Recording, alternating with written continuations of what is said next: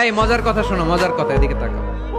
অনেক মা ছেলের প্রশ্ন করে, আমি তোরে এত কষ্ট করে লালন পালন করলাম, আর বিয়ে করার পরে বউ তোর আপন হয়ে গেল। এরকম একটা কমন প্রশ্ন আছে না নাই? দেখ, চালাক ছেলে মারে উত্তর দিছে, মা তুমি মা ডাক শোনার জন্য জীবনে কি কষ্টটাই না করছো। আমারে তুমি 10 মাস 10 দিন পেটে ধারণ করছো, এত বড় বস্তা, খাইতে পারতা না, টয়লেটে যাইতে পারতা না, খালি বমি করতা, ওষুধ খাইতা। 10 মাস পেটে ধারণ করলা, 2 বছর দুধ খাওয়াইলা, আমার পেশাব পায়খানা পরিষ্কার করলা। এরপর 2 বছর বয়সে 3 বছর বয়সে আমার মুখে বোল ফুটলো, তখন আমি তোমারে ডাকতে শুরু করলাম মা মা।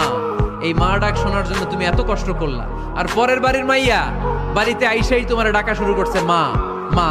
তো যেই লোক তোমারে মা ডাকে, তারে আমি ভালোবাসবো না কেন মা?